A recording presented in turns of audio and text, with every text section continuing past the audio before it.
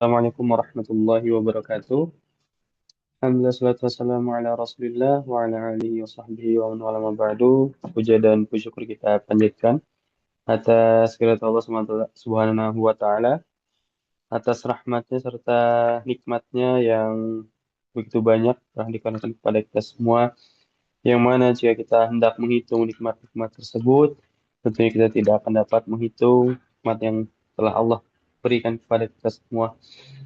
Namun dari nikmat tersebut tentu kita wajib untuk mensyukurinya serta menjaga nikmat-nikmat tersebut. Dan di antara banyak nikmat tersebut yang harus kita jaga hingga akhir hayat kita adalah nikmat iman, nikmat iman Islam serta nikmat berada di jalan salafus soleh. Salawat serta salam tak lupa kita aturkan kepada junjungan kita, baginda Nabiullah Muhammad Sallallahu Alaihi Wasallam, serta kepada keluarga beliau, pada istri-istri beliau, pada para sahabat, tabi'in, tabi'ut tabi'in, serta kepada umat-umat beliau yang selalu mengikuti sunnah-sunnah beliau hingga akhir hayatnya. Baik, jamaah kajian Bumiku Mengaji yang semua dirahmati Allah. Insya Allah pada malam hari ini kita akan kembali melanjutkan kajian rutin kita di Selasa malam, yang mana kita membahas kitab Jami, kitab Al-Jami, eh, tentang zikir dan doa, dan kita sudah masuk ke pembahasan ke-21, yang mana kajian ini akan dibersamai oleh beliau, guru kita Ustadz Faizal Mista, SHMPDI, Hafizallahu Ta'ala. Baik, sebelum kajian dimulai, kami mengajak pada para jamaah sekalian untuk ikut bergabung dalam dakwah Bumiku Mengaji dengan ikut men-share informasi kajian yang diselenggarakan oleh Bumiku Mengaji pada keluarga maupun rekan dari jamaah sekalian. Kemudian kami juga mengajak para jamaah untuk terus memperbarui niatnya dalam belajar, memperhatikan adab-adabnya dalam bermajelis, serta bisa mempersiapkan alat tulisnya sehingga nanti bisa mencatat faedah-faedah yang akan disampaikan oleh Ustadz Faizal Miftah. Baik, kemudian kami informasikan bahwasanya insya Allah kajian kita akan terdiri dari dua sesi, yakni sesi materi. Kemudian jika masih ada sisa waktu, kita akan lanjutkan dengan sesi tanya jawab, sehingga kepada jamaah yang hendak mengajukan pertanyaan nanti bisa bertanya secara langsung dengan raise hand terlebih dahulu atau menuliskan pertanyaannya di kolom chat. Baik, insya Allah kajian akan segera kita mulai setelah Ustadz bergabung di Zoom kita pada malam hari ini. Oleh karena itu kami persilakan kepada jamaah sambil menunggu Ustadz bergabung bisa mempersiapkan diri, share informasi kajian yang diselenggarakan pada malam hari ini, atau bisa memurujaah materi di pertemuan sebelumnya. Baik, demikian mukadimah dari kami. Insya Allah kajian akan langsung kita mulai setelah Ustadz bergabung. Untuk sementara kami pamit undur diri dulu. Barakallahu fikum.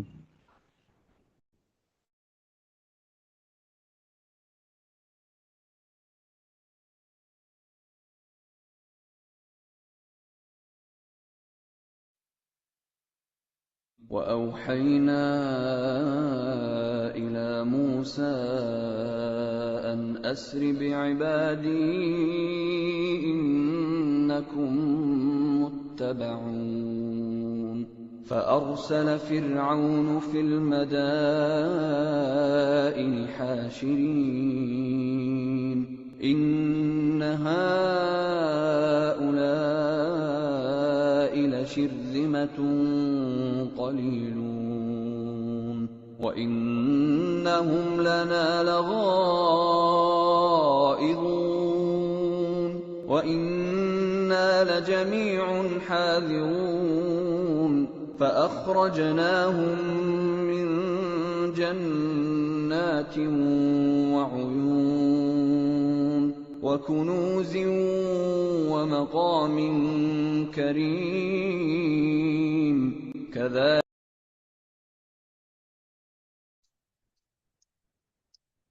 Bismillah, Alhamdulillah, kepada jemaah kami informasikan bahwasanya Ustaz sudah bergabung di Zoom kita pada malam hari ini. Insya Allah kajian akan segera kita mulai, karena itu kepada jemaah kami harapkan untuk bisa mempersiapkan diri karena kajian akan segera kita mulai. Baik, Alhamdulillah tadi sudah kami buka untuk mukadimahnya. Mungkin tanpa berlama-lama lagi, langsung saja kita simak materi dari Ustaz. Pada Ustaz Faizal Miftah, waktu kami silakan, tafadhol surah.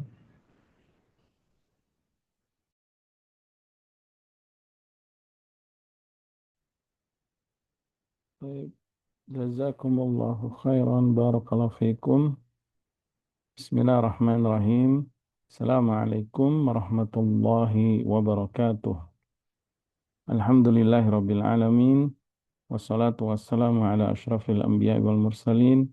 Nabiyina Muhammadin sallallahu alaihi wa ala alihi wa sahbihi ajma'in. Amma ba'du.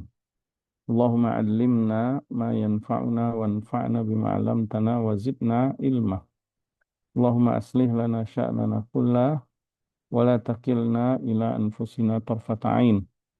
Subhanaka la ilma lana illa ma 'allamtana innaka antal alimul hakim. Ikhwati fiddin rahimani wa rahimakumullah. Insyaallah kita akan lanjutkan pembacaan ya, Kitabul Jami, hadis-hadis yang dikumpulkan oleh Al-Imam Al-Hafidh Ibnu Hajar Al-Asqalani rahimahullah ta'ala dalam kitab beliau Bulughul Maram. Dan alhamdulillah kita sudah masuk bagian akhir ya dari kitab ini, dan juga semoga Allah Subhanahu wa taala memudahkan kita menutup hadis yang akan kita bacakan ya, hadis terakhir dari hadis Nabi SAW yang dikumpulkan oleh Ibnu Hajar Al-Asqalani rahimahullahu ta'ala. Baik, Fadal mungkin Syekh Muhammad ya dibacakan hadisnya. Nah.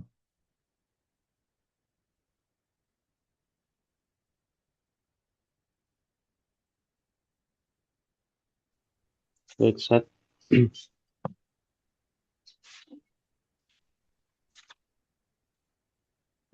Wa akhrajat, saya besarkan dulu. Wa akhrajat syait wa akhrajat syait wa akhrajat syaikhani an Abi Hurairah radhiyallahu anhu qala Rasulullah sallallahu alaihi wasallam kalimatani habibatani ila rahmani khafifatani ala lisani saqilatani fil mizani subhanallahi wa bihamdihi subhanallahil azim. Baik, jazakallahu khairan. Barakallahu fikum. Qala muallif rahimahullah ta'ala,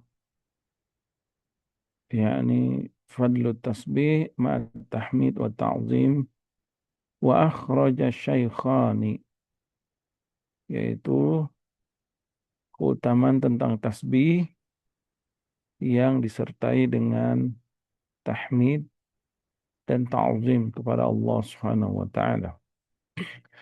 Yaitu apa yang dikeluarkan hadis ini oleh Syaikhani, dua syekh. Yang dimaksud dengan dua syekh di sini adalah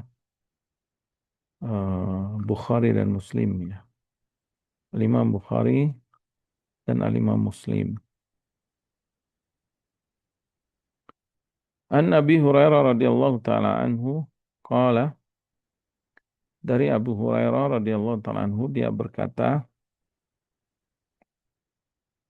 Rasulullah sallallahu alaihi wasallam, Nabi sallallahu alaihi wasallam bersabda,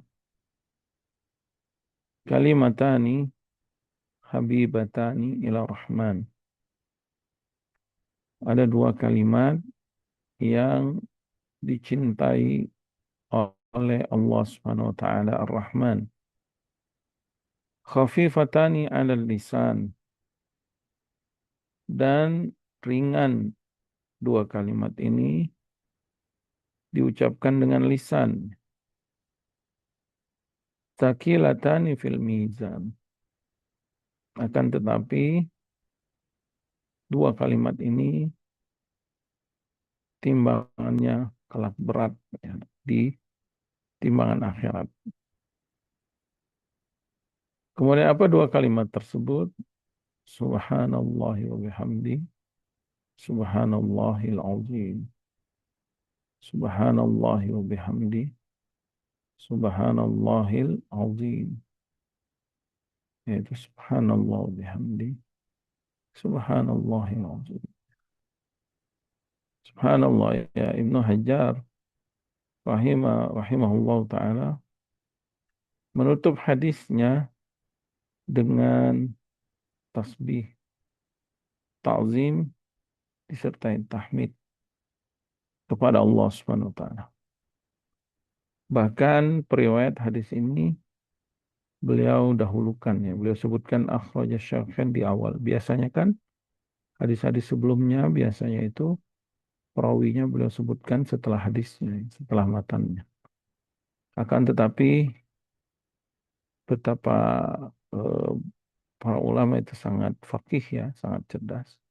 Dalam penyusunan pun mereka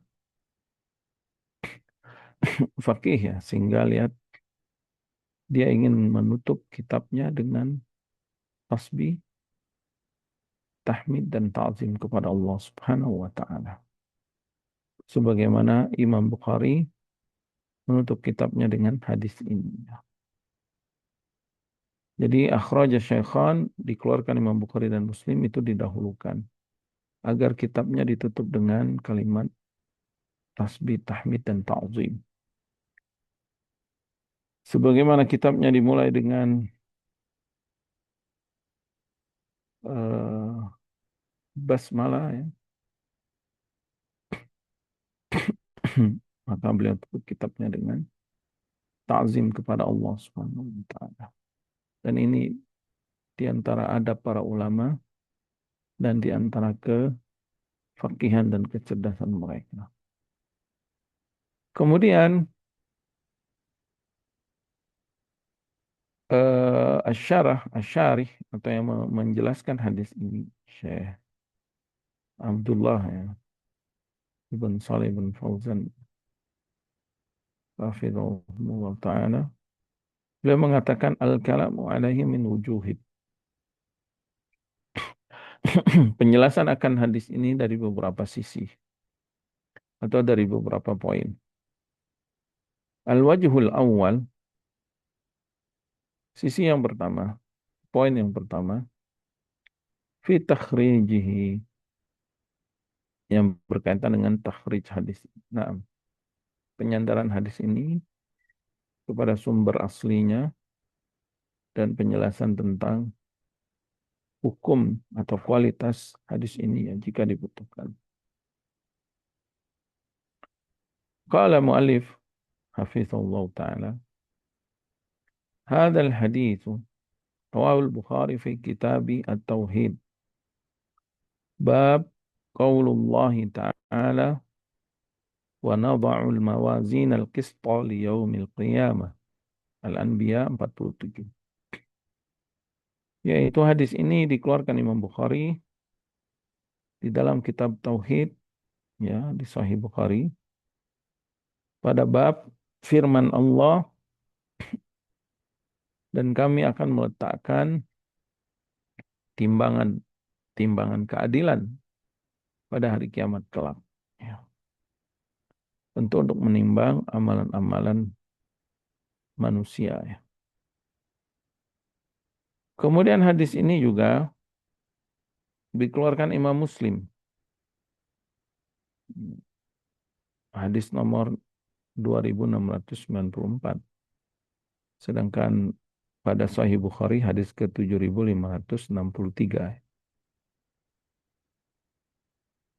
Hadis yang dikeluarkan Imam Muslim melalui jalan sanadnya, maksudnya Muhammad ibn Fudail an Ammarah ibn Qa'qa' dari Ammarah ibn Qa'qa' an Abi Zur'ah dari Abi Zur'ah, beliau adalah Ibnu Amr ya, Ibn Jarir Ibn Abdullah Al-Bajali, an Abi Hurairah radhiyallahu taala anhu qala, kemudian sampai kepada sahabat Abu Hurairah, semoga Allah meridhoinya, dia berkata, kemudian qala Rasulullah SAW, Nabi bersabda, wa dzakaral hadis, kemudian disebutkan isi hadisnya, matan hadisnya ini, kalimatani habibatani ila rahman khafifatani 'ala lisan wa thaqilatani fi al-mizan. Wa hadha lafzul Bukhari fil babil mazkur min riwayat Ahmad ibn Ishkab. Adapun lafaz seperti ini, lafaz Imam Bukhari, maksudnya lafaz Imam Bukhari pada bab yang disebutkan dari riwayat Ahmad ibn Ishkab, yaitu melalui jalur Muhammad ibn Fudail. Begitu juga dikeluarkan Imam Bukhari wa indahu fi ad-da'awat, dalam kitab da'awat ya, doa-doa, yaitu hadis yang hadis nomor 6406 min riwayat Zuhair ibn Harb. Jadi Imam Bukhari meriwayatkan hadis ini dari banyak jalan, bahkan beliau ulang-ulangi, dan ini kebiasaan beliau ya, kadang beliau ulang-ulangi hadis-hadis tersebut pada beberapa bab. Tetapi ini disebutkan dari riwayat Zuhair ibn Harb dalam kitab Da'awat. Adapun fi Al-Aiman wan Nuzur, pada kitab Aiman dan Nuzur, hadisnya hadis nomor 6682, min riwayatin Qutaibah ibn Sa'id, itu hadisnya diriwayatkan melalui jalur Qutaibah ibn Sa'id. Wakilahuma, dan keduanya, yaitu Zuhair ibn Harb dan Qutaibah ibn Sa'id, an ibn Fudail, keduanya mengambil hadis ini dari guru mereka itu Ibnu Fudail. Bilafzin, dengan lafaz yang berbeda dengan lafaz Muslim tadi ya, yaitu kalimatani khafifatani ala lisan sakilatani fil mizan habibatani ila rahman. Jadi berbeda dengan lafaz Muslim. Kalau lafaz Muslim tadi kalimatani habibatani ila rahman, didahulukan habibatani. Wa huwa lafzul Muslim, dan itu adalah lafaz Muslim. Wa qad rawahu an Muhammad ibn Fudail jama'atan minal huffaz, ay jama'atan minal huffaz indal Bukhari wa Muslim wa ghairihima. Dan hadis ini diriwayatkan dari Muhammad ibn Fudail dengan jamaah sekelompok besar minal huffaz, dari para penghafal-penghafal hadis, para ulama-ulama yang menghafal hadis ya, di kitab Imam Bukhari dan Muslim dan selainnya. Artinya hadis ini diriwayatkan oleh banyak para perawi ya. Kemudian waqad khatama al-Bukhari sahihahu bihadzal hadis. Imam Bukhari menutup kitab sahihnya ya, Sahih Bukhari, dengan hadis ini. Jadi hadis ini adalah hadis penutup di dalam kitab Sahih Bukhari. Ma'annahu zakarahu qabla dzalika. Padahal hadis ini beliau sebutin sebelumnya pada kitab-kitab sebelumnya, misalnya pada bab-bab sebelumnya seperti pada kitab Da'awat, begitu juga kitab Al-Aiman wan Nuzur yang sudah disebutkan tadi ya, yaitu ini ya. Jadi di dalam kitab Sahih Bukhari itu terdiri dari susunannya ya, metode beliau dari beberapa kitab-kitab, kemudian dari kitab-kitab ini nanti Ada beberapa bab-bab diperincilah di sana. Waqad jaral hafidhu ala manhajihi fi kitabihil bulugh, dan Al-Imam Ibnu Hajar rahimahullah taala mengikuti tariqah atau manhaj Imam Bukhari dalam menutup hadisnya, sebagaimana beliau juga menutup kitab Bulughul Maramnya dengan hadis ini. Wa min husni tasarrufihi annahu qalafa manhajahu fi ta'khiri dzikri man akhrajal hadis ila tamamil hadis. Dan di antara adab yang baik, akhlak yang baik dari apa yang dilakukan oleh Ibnu Hajar ya, rahimahullah taala dalam kitab beliau Bulughul Maram ini, yaitu beliau menyelisihi metode beliau pada periwayatan hadis-hadis sebelumnya. Jadi Imam Ibnu Hajar itu ya metode beliau dalam menukilkan hadis itu kan biasanya beliau menyebutkan sahabatnya, kemudian isi hadisnya, kemudian setelah itu baru perawi yang mengeluarkan hadis itu. Ya. Jadi seharusnya kalau beliau mengikuti metode-metode beliau sebelumnya, hadis ini beliau sebutkan dari Abu Hurairah misalkan, kemudian Rasulullah SAW bersabda, kalimatani, dan seterusnya sampai selesai. Kemudian rawahu atau akhrajahu asy-Syaikhan atau akhrajahu al-Bukhari wa Muslim. Harusnya seperti itu. Tapi karena beliau ingin mengagungkan ta'zim ya, dan tasbih dan tahmid, mengagungkan nama Allah, sehingga beliau ingin menutup kitabnya dengan nama Allah tersebut, dan perawinya beliau sebutkan di awal. Ini maksudnya.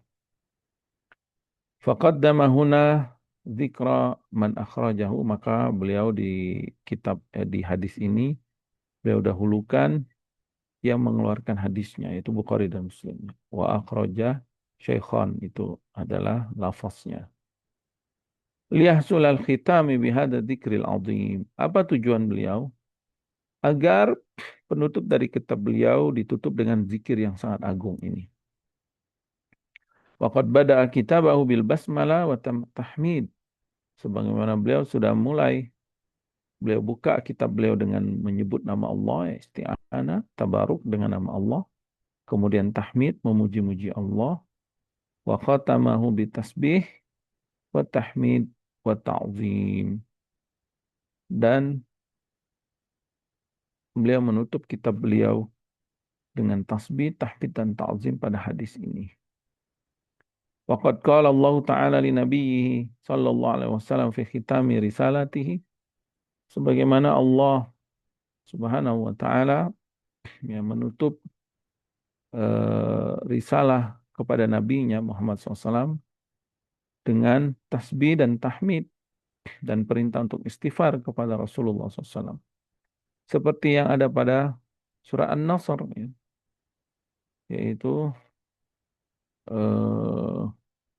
Iza ja'aka nasrullahi wal fath wa ra'aitan nasa yadkhuluna fi dinillahi afwaja fasabbih bihamdi rabbika wastaghfir innahu kana tawwaba. Jadi kata Allah, jika telah datang pertolongan Allah kepadamu Muhammad sallallahu alaihi wasallam dan kemenangan, dan manusia mendatangi atau memasuki agamamu berbondong-bondong, sudah sempurna, sudah selesai dakwah Nabi SAW, maka Allah perintahkan fasabbih bihamdi rabbika wastaghfir. Maka bertasbihlah engkau dengan memuji Rabbmu dan beristighfarlah. Innahu kana tawwaba. Sesungguhnya dia, Allah Subhanahu wa taala, adalah Maha menerima taubat. Fama ahsanal fatihata wal khatimata. Betapa indahnya pembuka dan penutup pada kitab ini, sebagaimana pembuka dan penutup risalah kepada Nabi, ya. Wa hadza min lataifil ulama'i fil ilmi wat ta'limi. Dan ini diantara kesungguhan atau kelembutan dan kecerdasan, kefakihan para ulama di dalam keilmuan mereka dan di dalam pengajaran mereka. Ya. Jadi subhanallah. Para ulama itu menyusun kitab itu dengan dengan begitu eh, syarat dengan keilmuan dan pengagungan kepada Allah Subhanahu wa taala. Ya. Al-wajhu tsani, selanjutnya penjelasan tentang makna dari lafaz hadis tersebut ya. Jadi kebiasaan pensyarah hadis ini, beliau setelah menyebutkan takhrij ya, hadisnya, kemudian beliau akan jelaskan kata per kata atau kalimat per kalimat makna secara global dari hadis tersebut ya. Qauluhu kalimatani, ucapan Rasulullah SAW kalimatani. Apa makna kalimatani? Secara harfiah atau secara bahasa, kalau diterjemahin ya, secara teks itu artinya dua kata. Kalimatani, dua kata ini, dua kata. Tetapi yang dimaksud di sini bukan dua kata, ai jumlatani, maksudnya dua kalimat. Jadi bukan dua kata, tapi dua kalimat. Kalimat dalam bahasa Arab itu artinya kata ya. Sedangkan eh, kalimat sempurna dari susunan kata-kata itu dalam bahasa Arab disebut jumlah. Tapi kalau bahasa Indonesia kan kata itu kata, kalimat itu ya kalimat itu susunan dari beberapa kata yang memiliki makna. Adapun makna kalimatani, dua kata di sini maksudnya dua kalimat, dua jumlah susunan sempurna itu. Subhanallah bihamdi, subhanallahil azim itu ya. Li'anna al-kalimata tutlaqu 'inda an-nuhat 'ala al-jumlah. Karena menurut para nahu terkadang kata kalimat dalam bahasa Arab itu dimutlakan maknanya juga adalah jumlah, ay kalimat.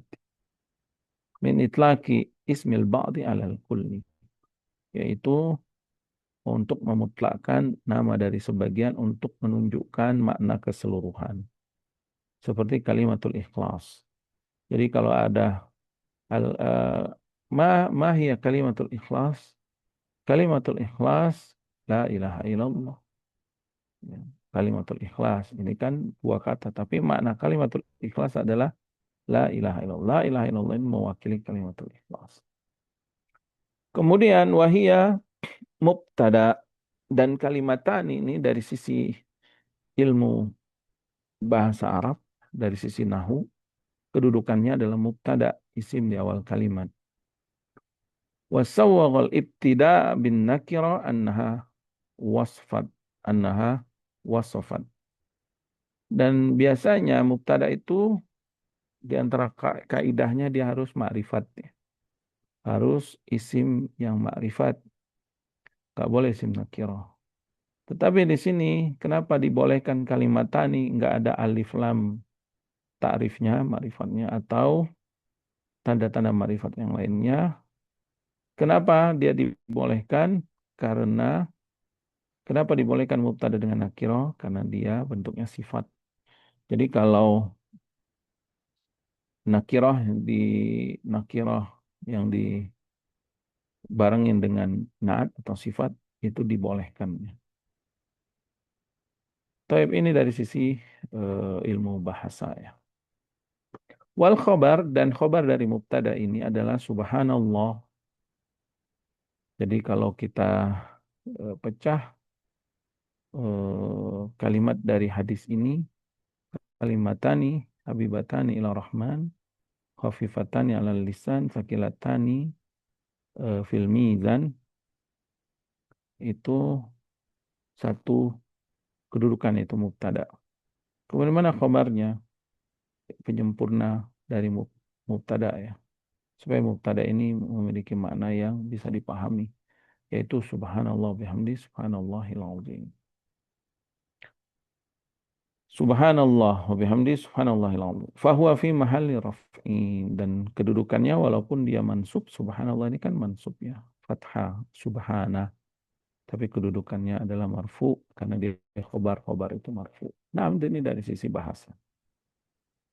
Wakila kalimatani khobar muqaddam wa subhanallahi mubtada muakhar.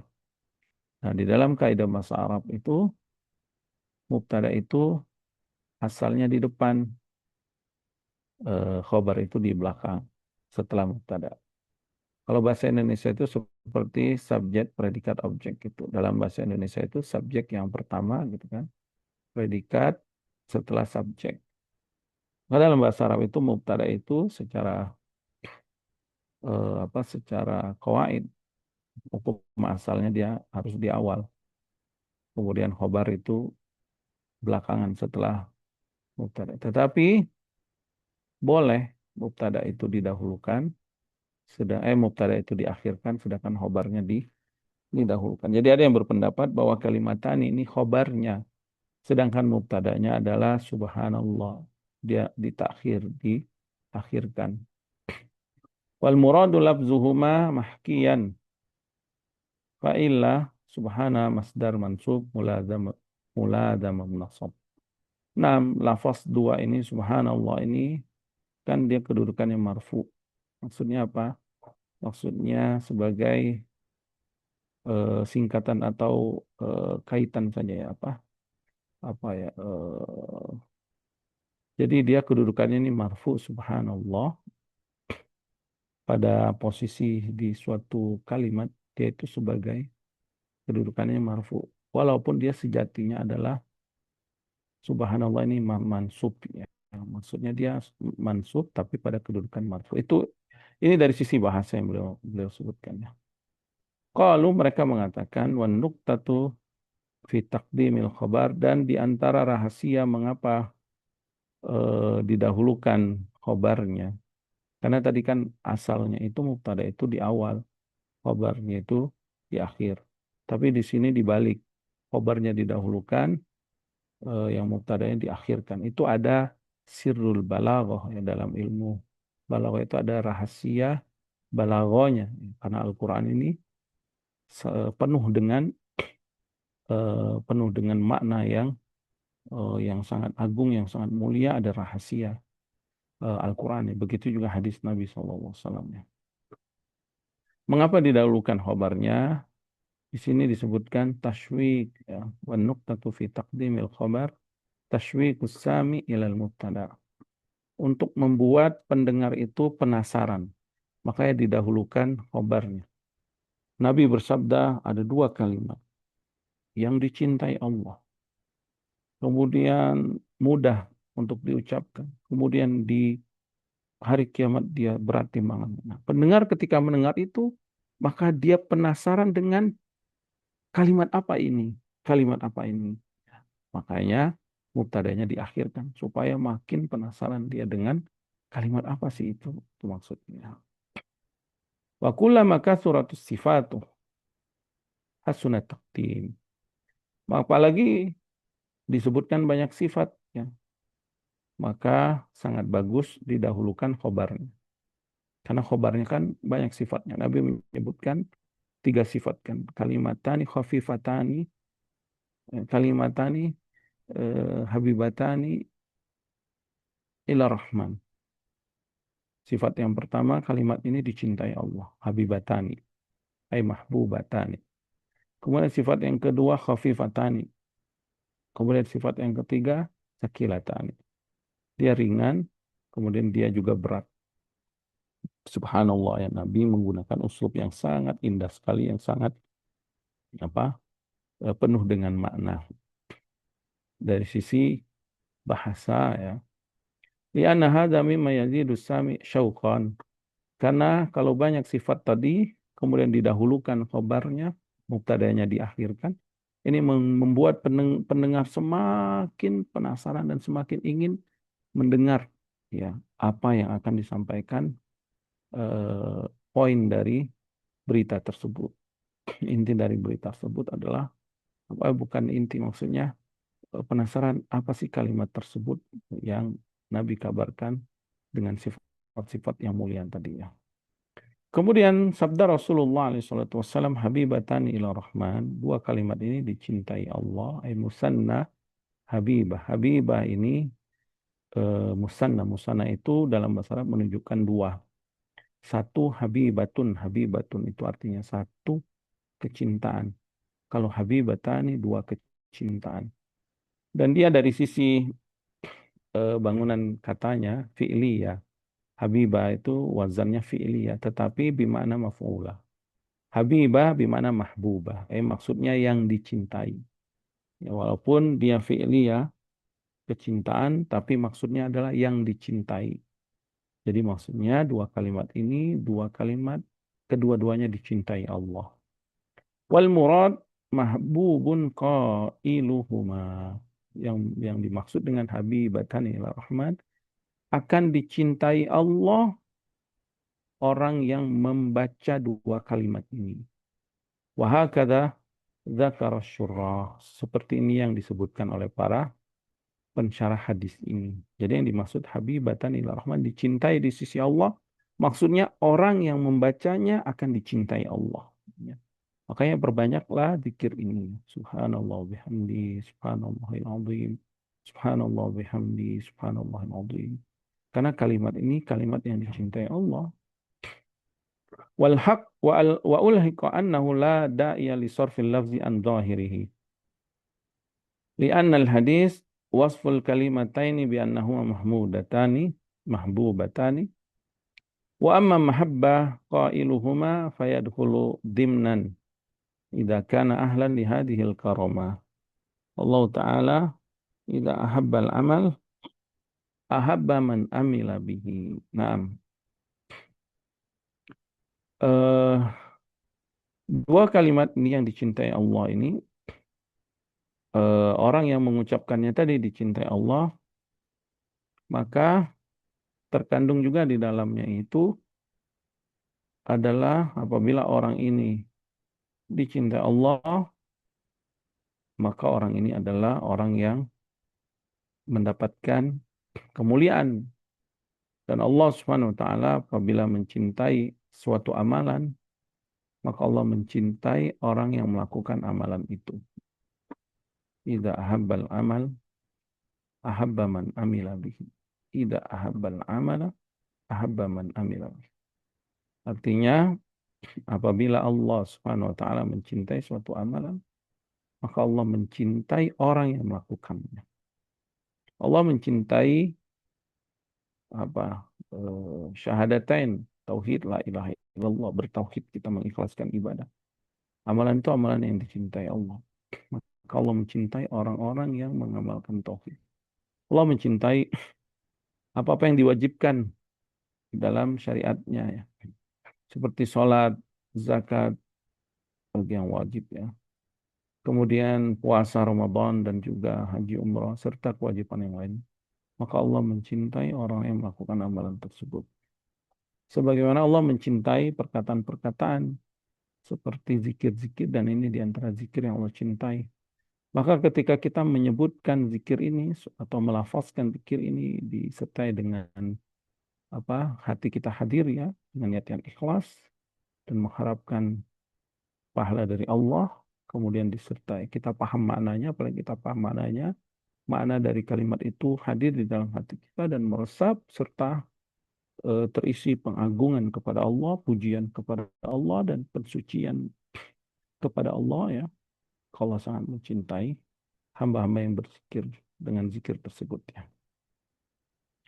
Wa khassar Rahman bidzikri duna ghairihi minal asma. Kemudian dikhususkan Allah, Nabi SAW menyebutkan habibatani ila Rahman. Padahal Asmaul Husna itu banyak. Tapi Nabi menyebutkan Ar-Rahman. Nabi tidak menyebutkan habibatani ilal alim atau ilas sami ilal basir, tetapi menyebutkan Rahman. Kenapa? Li'annal maqsuda minal hadis bayanu sa'ati rahmatillah bi ibadihi. Karena maksud dari hadis ini, Nabi SAW ingin menjelaskan luasnya rahmat Allah kepada hamba-hamba. haitsu yujazi 'alal amalil qalil bisawabil jazil. Di mana Allah akan membalas suatu amalan yang kelihatannya sederhana, kelihatannya sedikit, kelihatannya simpel, tapi ternyata di sisi Allah pahalanya sangat besar, pahalanya sangat banyak, keutamaannya sangat besar, sangat banyak. Makanya di sini Nabi Sallallahu Alaihi Wasallam mengkhususkan nama Allah Ar-Rahman. Jadi sesuai Asmaul Husna yang disebutkan dengan muqtadaha atau konsekuensi dari Asmaul Husna, makna yang terkandung padanya dengan konteks dari hadis tersebut, ya. Sallallahu Alaihi Wasallam. Nabi Muhammad SAW menyebutkan nama Allah Rahman. Wa qawlahu khafifatani ala lisan. Kemudian sabda Rasulullah SAW ringan di kedua lisan. Ay sahlatani ala lisan. Islaisa fi hurufihima hurufu mutaba'ida al-makharij. Sangat mudah di lisan. Insya Allah mudah ya. Sekarang aja kita sambil dengar hadis ini, mungkin sebelumnya belum pernah dengar. Kalau kita baca itu, mau orang manapun, pasti mudah dia baca ini.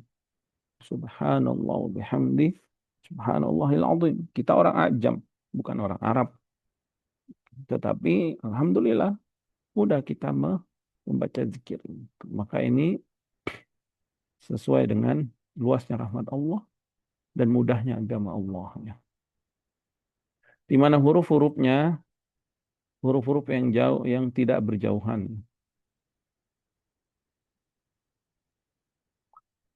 Huruf-hurufnya, huruf-huruf yang tidak berjauhan.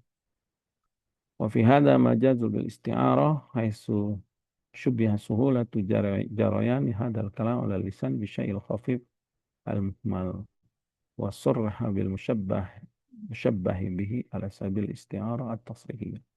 Di sini mu'alif ingin menjelaskan konteks khafifatan ala lisan dari sisi ilmu balaghah. Yang beliau sebutkan ini adalah isti'arah tasrihiyah, yaitu kiasan yang secara jelas disebutkan perumpamaannya, ya. Khafifatani 'alal lisan. Khafifatani 'alal lisan, di mana disebutkan kemudahan di lisan kita, ya.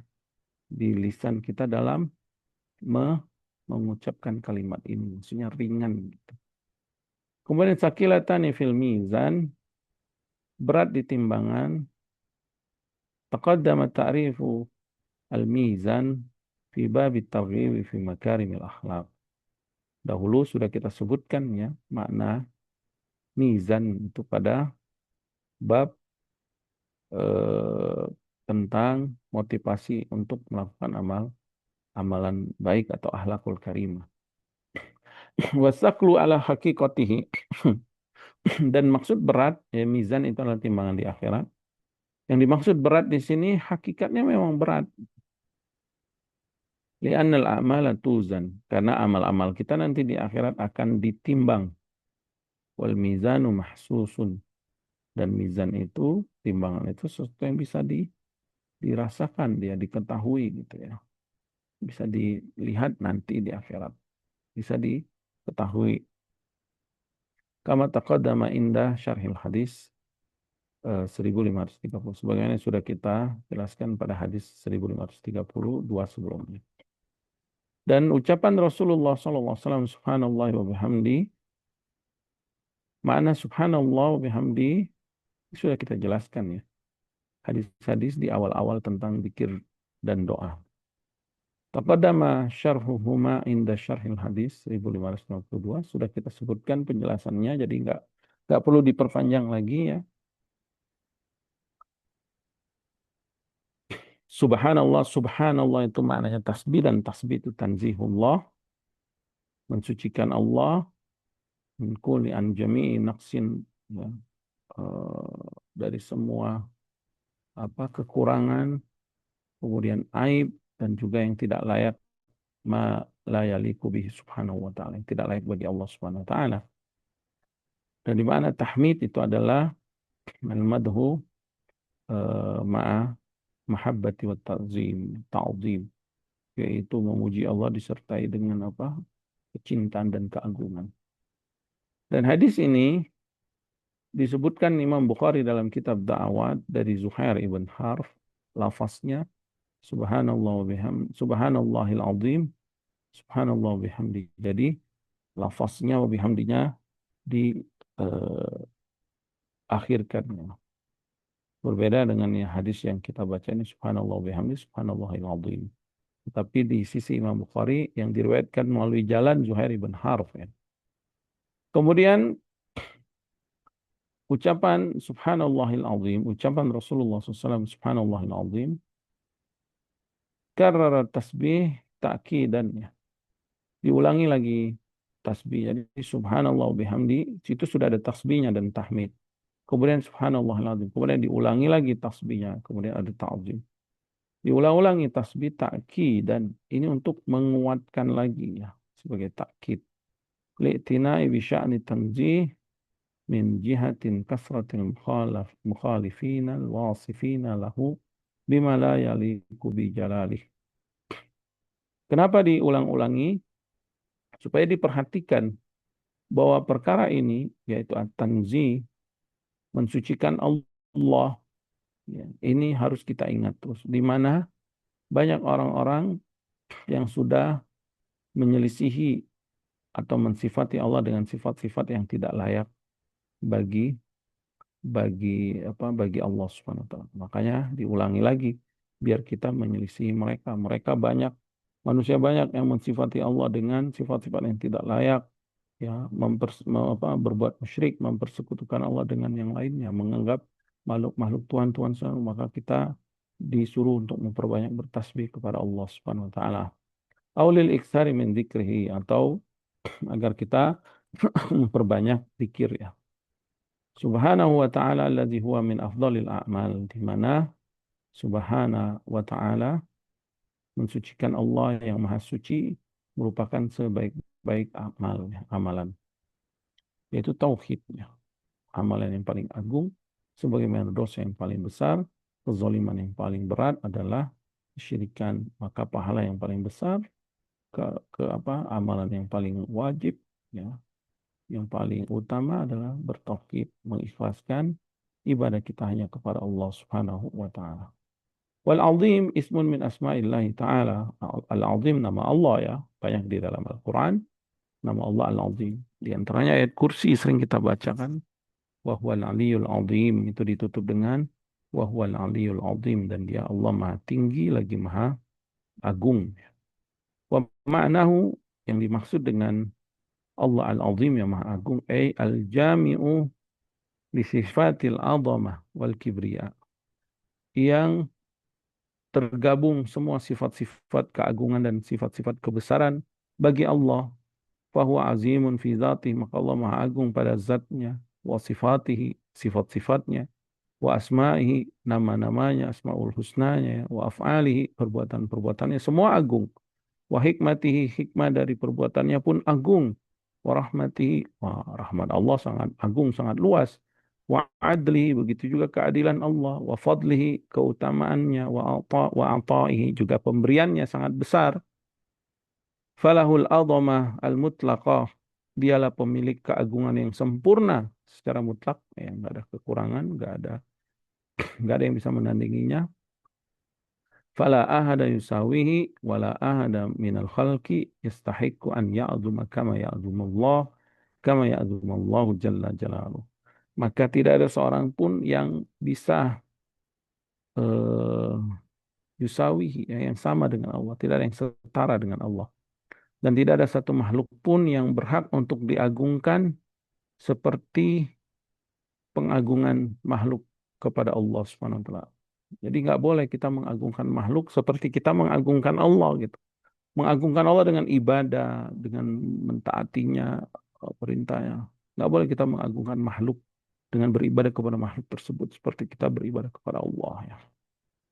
Wa wasafahu bil azama, kemudian Allah disifatkan dengan sifat yang agung, liyastahdira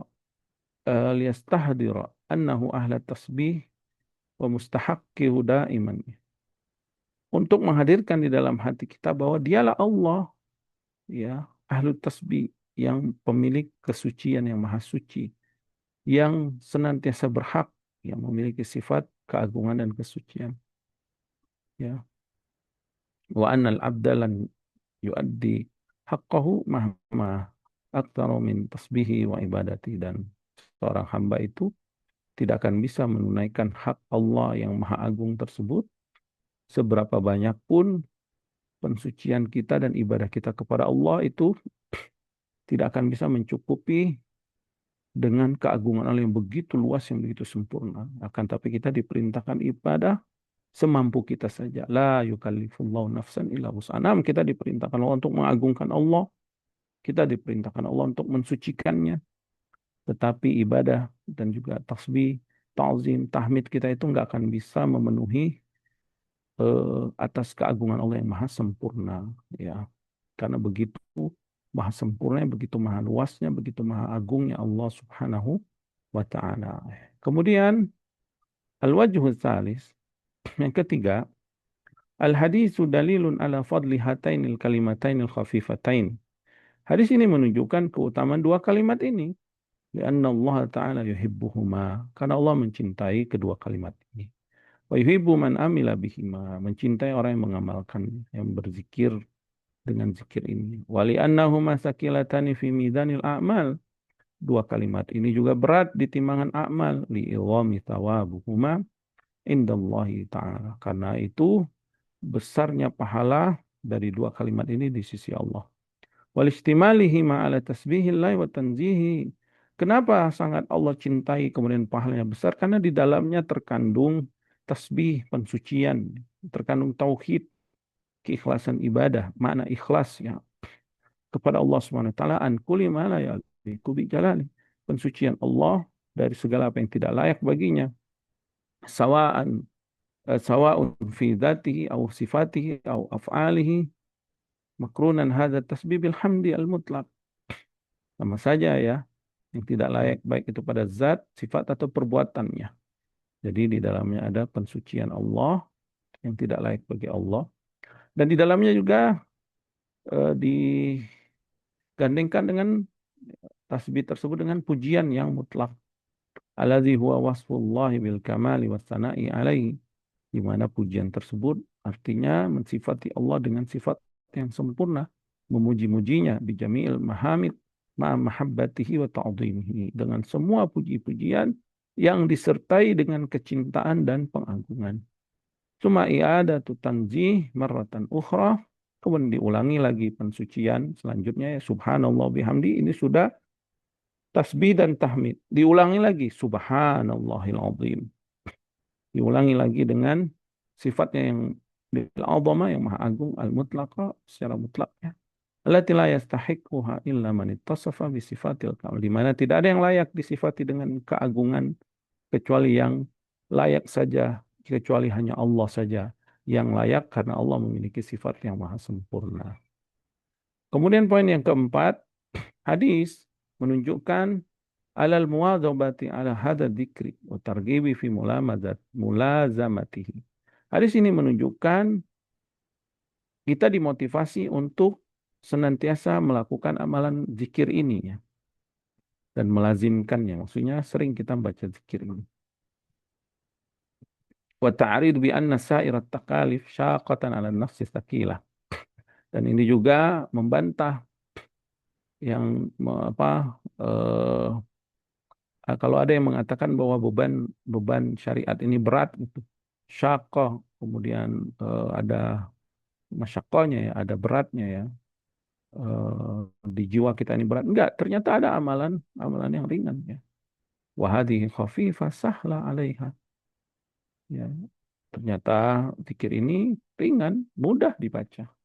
Ma'annaha tasqulu fil mizani taqula ghairuha minat takal. Bahkan dia walaupun ringan dibaca, ringan diamalin, tapi berat di timbangan ya. Bahkan bisa jadi dia pahalanya lebih berat dari beban-beban yang syariat yang lainnya. Kewajiban syariat yang lainnya. Maksudnya itu. Kemudian poin yang kelima, Allah yuhibbu ba'dal kalam wa ba'dal amal. Allah Subhanahu wa taala memang ya mengabarkan kepada kita mencintai sebagian ucapan, juga mencintai beberapa amalan lebih besar daripada yang lainnya. Aktsara min ghairihi. Naam. Jadi tidak heran jika ada satu amalan Allah lebih cintai dari amalan yang lain. Ada suatu zikir yang Allah cintai dari zikir yang lain. Semuanya dicintai Allah, tapi ada yang lebih Allah cintai. Wa fi hadza dalilun ala isbatil mahabbati lillahi ta'ala. Maka ini menunjukkan menetapkan sifat mahabbah bagi Allah Subhanahu wa taala yang sesuai dengan keagungan dan kesempurnaannya. Wa hiya sifatun min sifatihi tsabitatun bil kitabi was sunnah wa ijma'is salaf. Dan sifat ini sifat yang telah Allah tetapkan karena Allah mengabarkannya di Al-Quran dan Nabi SAW juga menyebutkan di dalam sunnah. Dan sifat ini adalah ijma' para salafus saleh bahwa Allah maha mencintai. Allah di antara sifatnya adalah mahabbah mencintai. Kemudian poin yang keenam, hadis ini menunjukkan adanya hari berbangkit, ya, isbatul ba'si wan nusyur wal jazai 'alal a'mali yaumal qiyamah. Jadi ada hari berbangkit pada hari kiamat dan timbangan amal.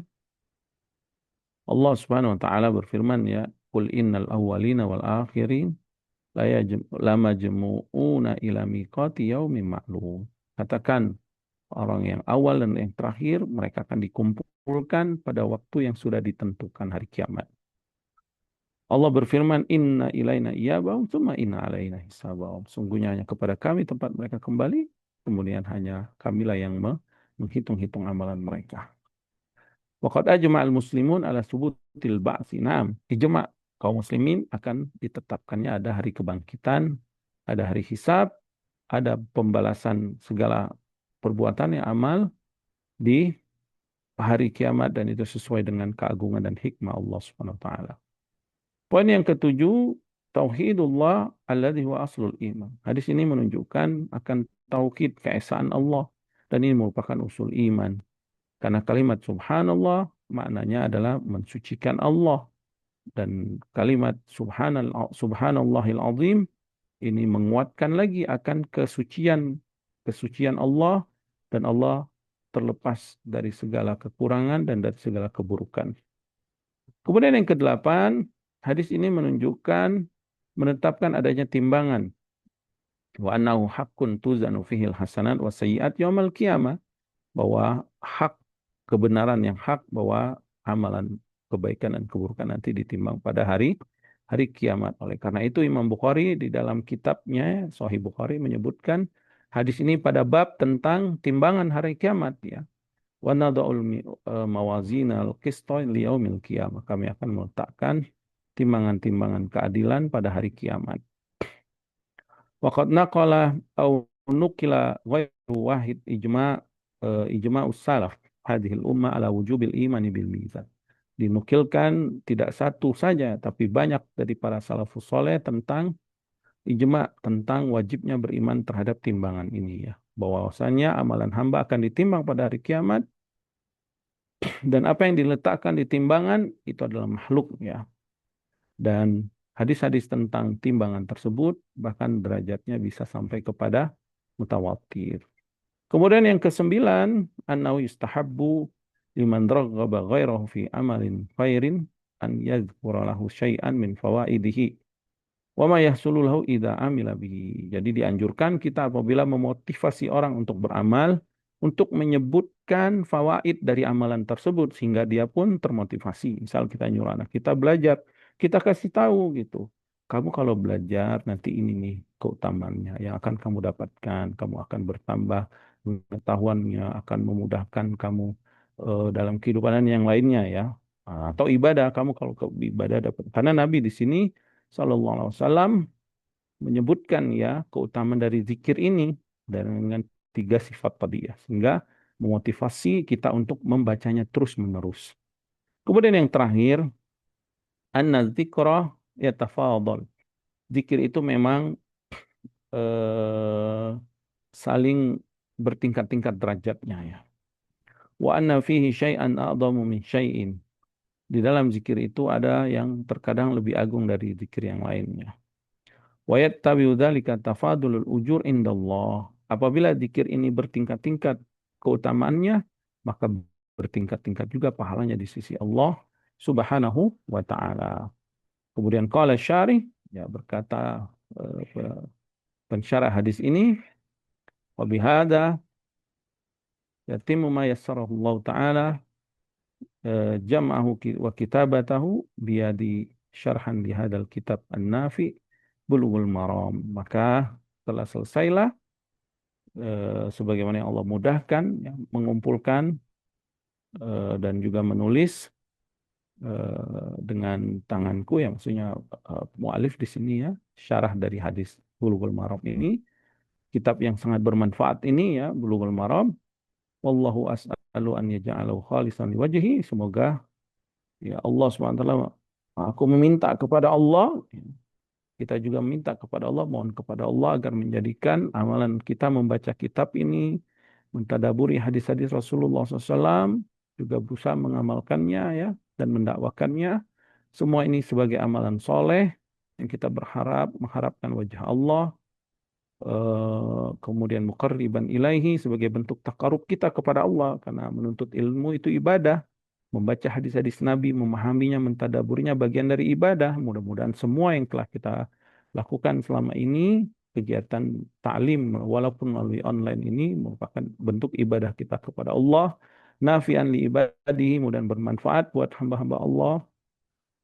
Waqad tamal firaq min murajaati sabiha yawm ats-tsulatsa asyir syahr Rabiul Akhir min ami isnain wa salatina wa arba'umiyah wa alaf walhamdulillahi rabbil alamin.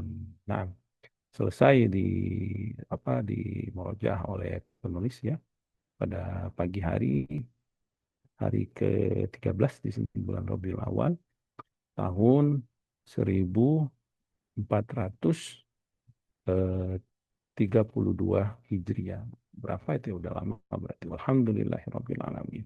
Nam nafa'anallahu bima 'allamana wa zadana ilman wa taufiqan wa an yuslih lana sya'nana kullah wa hadana ilaihi siratan mustaqima. Allahumma inna nas'aluka ilman nafi'a wa rizqan thayyiban wa 'amalan mutaqabbala.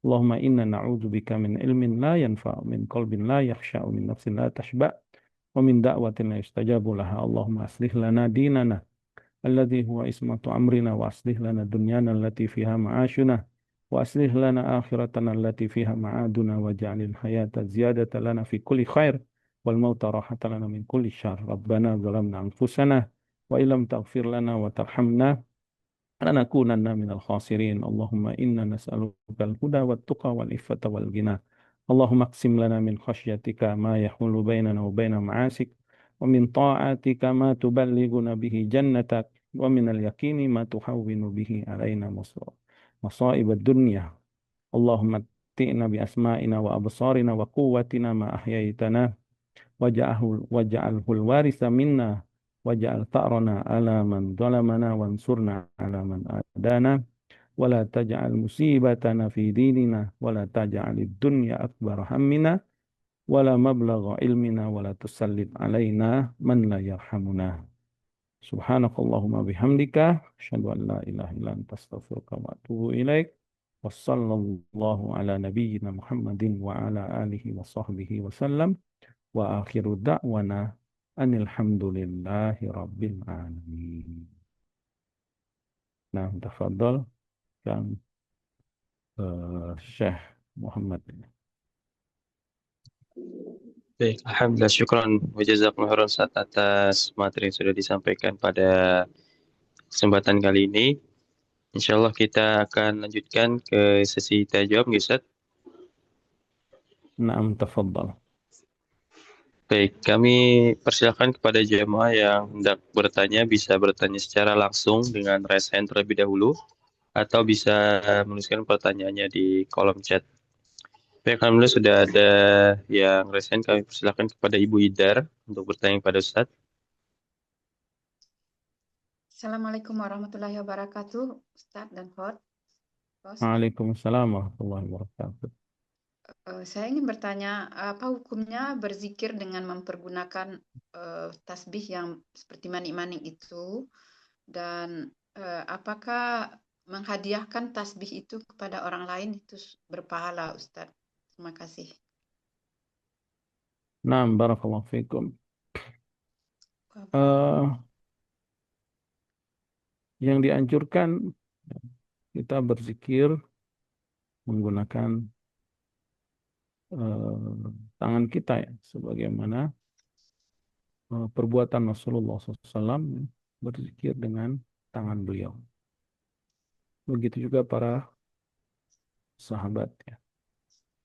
Adapun berzikir selain menggunakan dengan tangan, baik itu dengan batu-batu, biji-bijian atau yang lainnya. Kalau itu tujuannya untuk membantu karena dia tangannya sakit atau tangannya nggak bisa bergerak atau hal-hal yang lainnya, wallahu taala alam ya, sebagian ulama membolehkannya. Ya. Wallahu taala alam. Dan pertanyaan yang kedua yang apakah menghadiahkan tasbih itu kepada orang lain berpahala, Ustaz? Wallahu taala alam. Saya nggak tahu. Terima Baik, kasih, Ustaz. Nah, baik, syukur Ustaz atas jawabannya. Kami silakan pada jemaah lain, mungkin ada yang mau bertanya. Kami silakan bisa bertanya secara langsung atau menuliskan pertanyaannya di kolom chat. Baik, kami silakan kepada Bapak Tirmizi, bisa bertanya kepada Ustaz.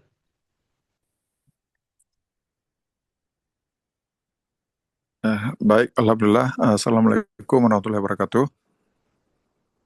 Waalaikumsalam warahmatullahi wabarakatuh. Jazakallah khairan Pak Ustadz, jazakallah khairan host atas kesempatan yang diberikan. Pak Ustadz, mohon ditambah ilmu kami. Jadi maksudnya kami ini dalam berzikir dan berdoa, misalnya contoh di waktu subuh setelah salat, setelah kami membacakan doa zikir yang disuruh oleh Rasulullah yang rutin kami bacakan, zikir pagi. Nah, kemudian kami menambahkan doa dan zikir yang lain yang katakanlah yang ada dalam Al-Quran, seperti yang di dalam surat Ali Imran seperti itu, Pak Ustadz. Tapi kami rutinkan, kami lazamkan karena memang mungkin keterbatasan kami juga dalam menghafal doa-doa. Jadi misalnya Rabbana inana sami'na munadiya yuna, seperti itu sampai selesai. Tapi kami rutinkan setiap selesai zikir pagi seperti itu. Apakah boleh seperti itu Pak Ustadz? Karena ya keterbatasan tadi kemampuan. Terima kasih atas jawabannya. Jazakallah khairan. Assalamualaikum warahmatullahi wabarakatuh. Waalaikumsalam warahmatullahi wabarakatuh. Zikir itu merupakan ibadah yang agung ya. Allah Subhanahu wa taala bahkan memerintahkan kita untuk banyak berzikir ya.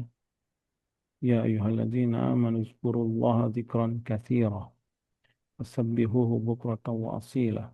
Wahai orang yang beriman, berzikirlah kamu kepada Allah dengan zikir sebanyak-banyaknya dan bertasbihlah kepada Allah di waktu pagi dan petang.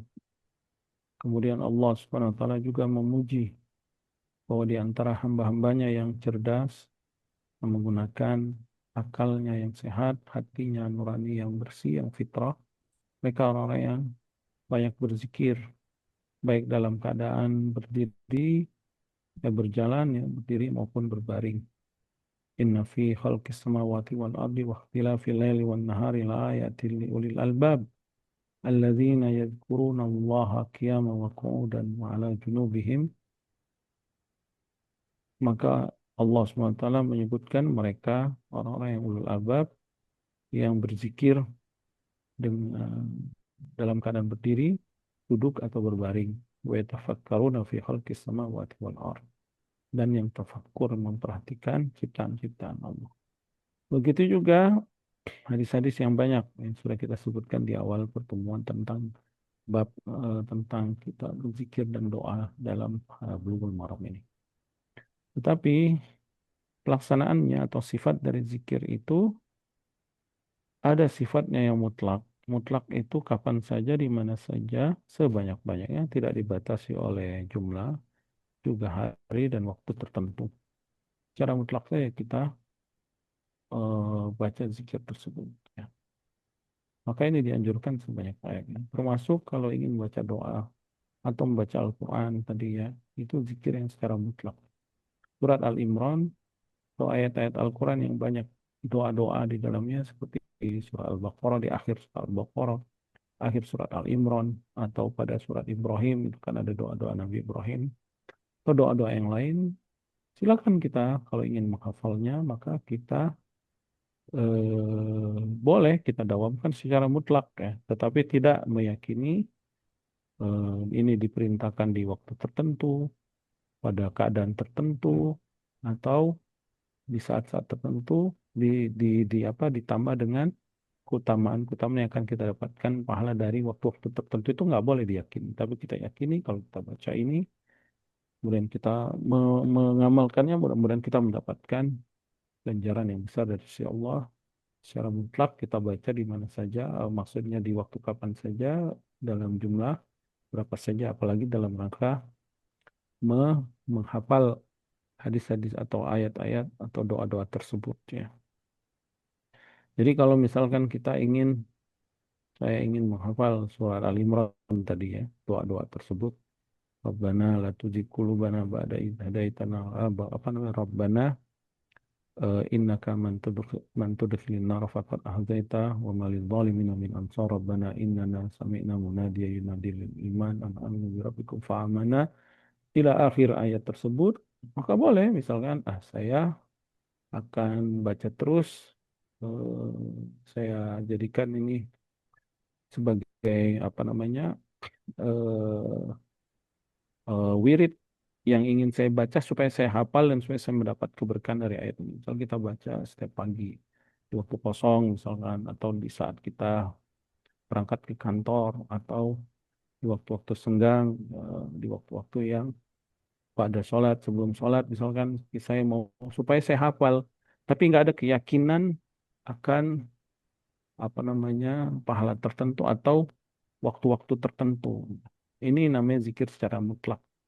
Maka silakan saja, dan itu untuk keperluan kita sendiri ya. Nggak boleh, maksudnya nggak perlu kita sebarkan ke orang lain, dibacanya di waktu ini enggak. Tapi ini untuk kita supaya kita hafal, supaya kita semakin paham maknanya, semakin kuat hafalannya, jadi kita dawamkan tiap hari di waktu tertentu ayat-ayat yang berisi doa atau hadis-hadis yang berisi doa-doa dari Rasulullah SAW.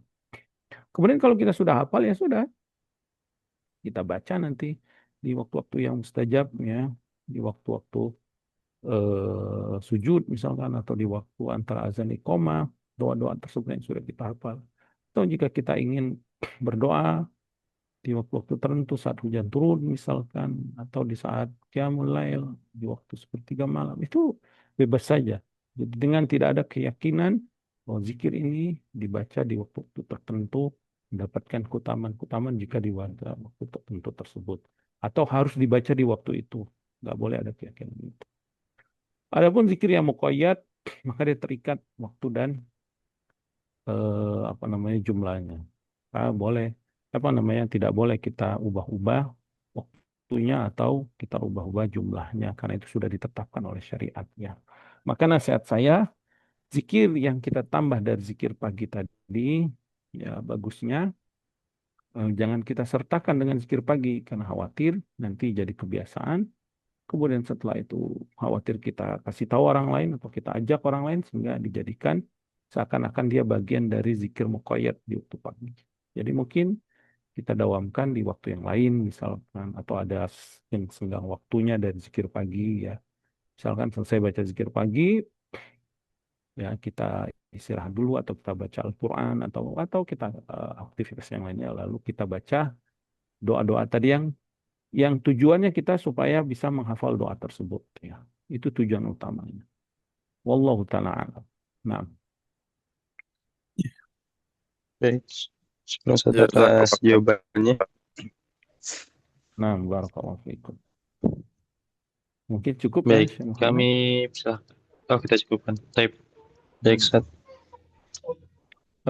Insya Allah selanjutnya mungkin kajiannya kita akan sebutkan nanti ya, tentang persiapan ya ilmu kita tentang bulan Ramadan, yaitu mungkin dari kitab Lataiful Ma'arif Ibnu Rajab rahimahullah taala tentang bulan Ramadan. Wallahu taala alam. Sallallahu ala nabiyina Muhammad wa ala alihi wasallam. Assalamualaikum warahmatullahi wabarakatuh. Nah, tafadhal.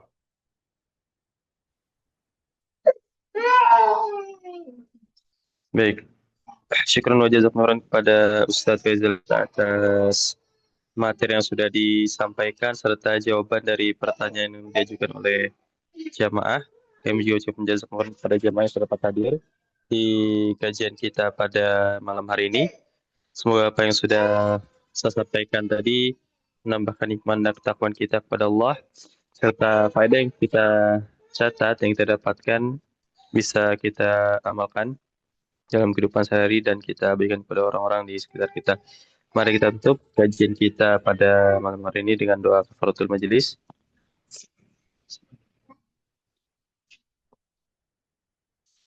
Baik, sebagaimana yang sudah disampaikan oleh Ustaz tadi, insya Allah di kajian pertemuan selanjutnya kita akan membahas perihal Ramadan.